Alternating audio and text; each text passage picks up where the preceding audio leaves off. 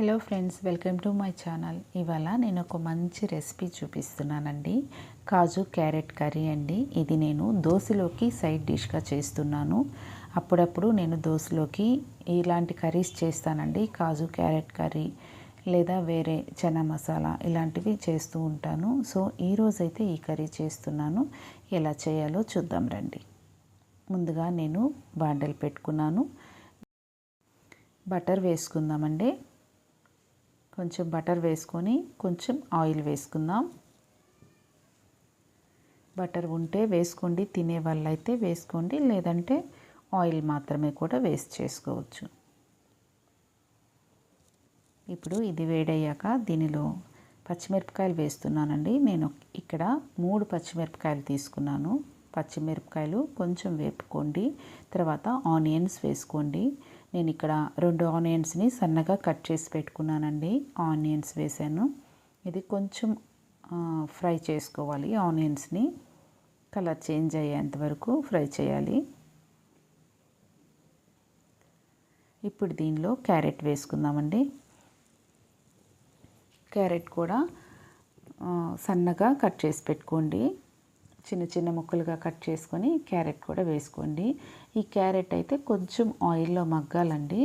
Carrot వేసాక కొంచెం ఉప్పు వేసుకొని ఇది ఫ్రై చేసి మూత పెట్టి మగ్గించుకుందాము. కొంచెం సాల్ట్ వేద్దామండి. ఇప్పుడు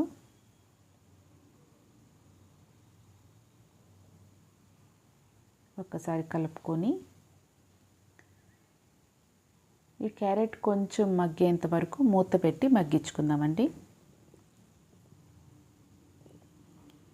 ఓకే, ఇప్పుడు చూద్దాము.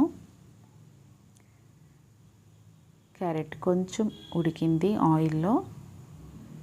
ఇప్పుడు కొంచెం కలుపుకొని పచ్చి టెంకాయని నేను ఇక్కడ మిక్సీ వేసి పెట్టుకున్నాను. మంచిగా ఫైన్గా పేస్ట్ చేసి పెట్టుకున్నాను. ఈ టెంకాయని వేస్తున్నానండి. టెంకాయ పేస్ట్ వేస్తున్నాను. ఇది కొంచెం ఆయిల్లో మంచిగా వేపుకోవాలి. పచ్చివాసన పోయేంత వరకు, ఆయిల్ పైకి వచ్చేంత వరకు ఇది వేపుకోవాలి. దీంట్లో కొంచెం వేగాక జీడిపప్పులు వేసుకుందామండి. కొంచెం ఉడుకుతుంది. ఇప్పుడు దీంట్లో జీడిపప్పులు వేస్తున్నాను.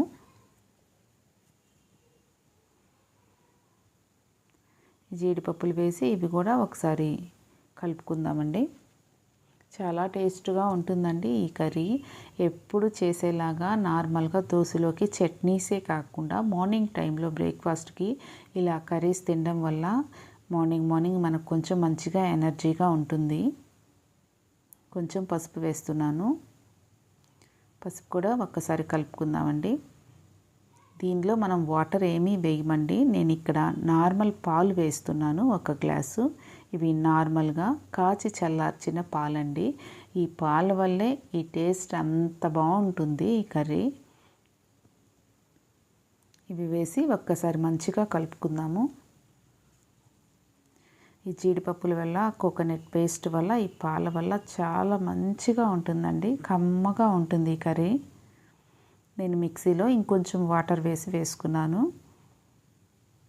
ఇది మంచిగా కలుపుకొని ఇది కొంచెం దగ్గర పడేంత వరకు మనము సిమ్లో పెట్టి ఉడికించుకోవాలండి. మీరు కొంచెం పెద్ద మంట పెట్టారంటే అడుగంటేస్తుంది. సిమ్లో పెట్టే ఇది ఉడికించుకోవాలి. చూసారా, మంచిగా దగ్గరగా అయింది. అంతే అండి, సింపుల్గా చేసుకోవచ్చు ఈ కర్రీ. అయిపోయింది, మంచిగా దగ్గర పడింది. మీకు ఎంతవరకు చిక్కదనం కావాలో చూసుకోండి. నేనైతే నాకు ఇది సరిపోతుంది. ఇప్పుడు నేను కొత్తిమీర వేసేసాను. అంతే అండి, నేను స్టవ్ ఆఫ్ చేసేస్తున్నాను. నాకైతే ఈ చిక్కదనం సరిపోతుంది. అంతే అండి, ఈజీగా మనం ఒక 5-6 మినిట్స్లో ఈ కర్రీ చేసేసుకోవచ్చు. చాలా బాగుంటుందండి. దోశలోకి కమ్మగా ఉంటుంది ఈ కర్రీ. ఇప్పుడు నేనైతే దోశ కూడా వేసేస్తున్నాను.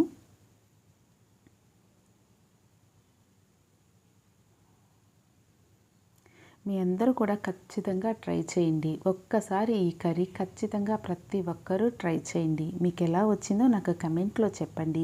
ఎంత బాగుందో కూడా నాకు చెప్పండి. ఓకేనా? అంత ఖచ్చితంగా నేను చెప్పగలను. ఈ కర్రీ దోశలోకి చాలా బాగుంటుంది. దోశలోకే కాదు, చపాతీలో, పరోటాలకు కూడా చాలా బాగుంటుందండి. నేను చాలా వరకు చట్నీస్ కంటే ఇలాంటి కర్రీసే ఎక్కువ చేస్తుంటాను. ఓకే, దోశ కూడా రెడీ అయిపోయింది. నేను ఇప్పుడు సర్వింగ్ ప్లేట్లోకి తీసుకుంటున్నాను. అంతే అండి, రెడీ అయిపోయింది. మంచి బ్రేక్ఫాస్ట్, హెల్తీ బ్రేక్ఫాస్ట్ ఈరోజు.